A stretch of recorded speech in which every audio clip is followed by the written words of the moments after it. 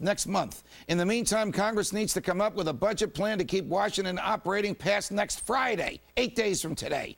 It's time to stop spending and start cutting.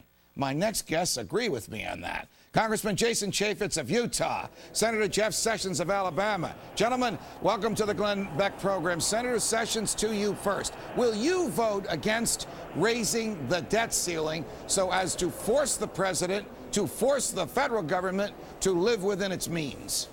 I'm not going to vote to increase the debt limit unless we have substantial reforms, as Mr. Walker said, to guarantee that we're bringing down the reckless level of spending that we're incurring. Congressman Chaffetz, do you believe any promises that the White House may make, any offers that it may give, that it won't borrow and won't spend more, but just give them the authority to do it anyway? You and I have been through this many times. Each time we talk, the federal government seems to have less and less credibility. Oh, the president has no credibility on this issue.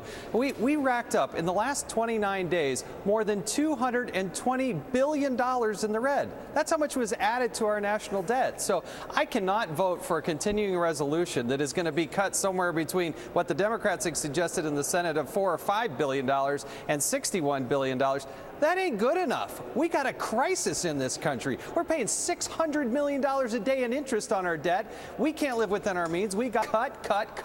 And I've seen no will in this body to actually do that. Senator Sessions, is there any will amongst the Republican leadership in the Senate to support the proposals of Senator Rand Paul, which is $500 billion a year for 3 or 4 years? I mean, that would, of course, bring us back to zero, because the president wants to borrow $1.5 trillion.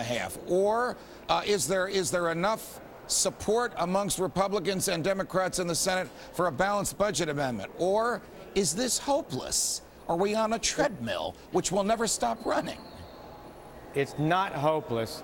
We have got to take action. As we've been told by every expert that's testified to us, this is not an imaginary crisis. It's very real.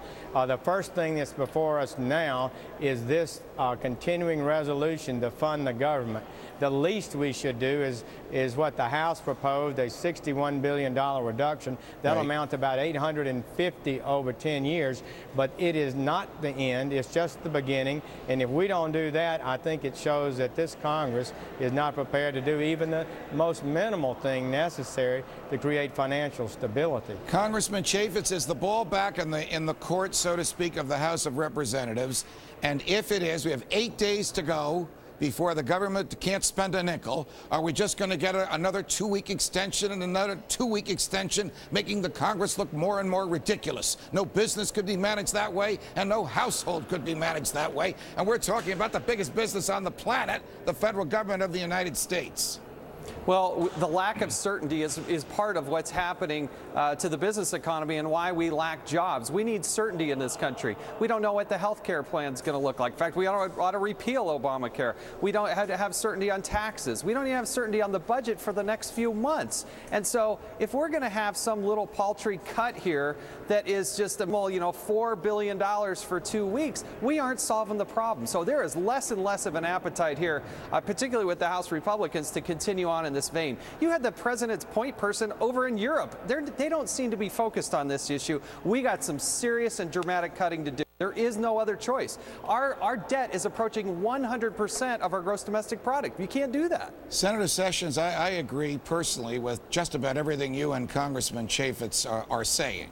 And I agree with the efforts of the two of you and many like-minded Republicans to stop this spending. But I think it is hopeless. I think the culture in Washington is such that the idea is to borrow now, spend now, and let another generation, perhaps children watching us, perhaps children not yet born, worry about this. What do you think? It's a real moral dilemma. It's a failure of moral responsibility, in my view. We need to take steps now on this CR. We need to use a debt limit as leverage to create some systemic reform.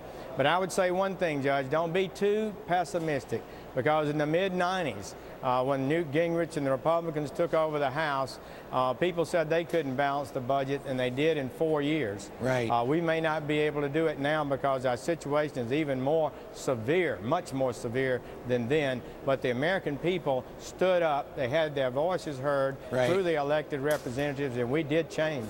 Got it. Got it. Congressman Chaffetz, Senator Sessions, thanks for joining us on the Glenn Beck program. Thanks, Judge. Thank you. Appreciate it. Saudi police opening fire on hundreds of protesters in the streets today. This as OPEC braces for a Saudi day of rage tomorrow, and bets on oil close in on $200 a barrel.